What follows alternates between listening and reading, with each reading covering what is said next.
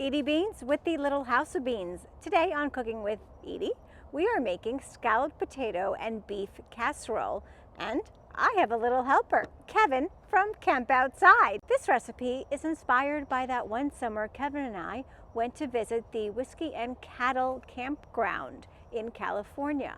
Right, Kevin? I guess so. And tell them about the cooking class that we had. Oh, it was wonderful. We learned how to use all kinds of spices from around the world, and I learned that certain things don't agree with me, but I'm pretty sure this one is going to agree with me. I'm pretty sure. It looked good. Exactly.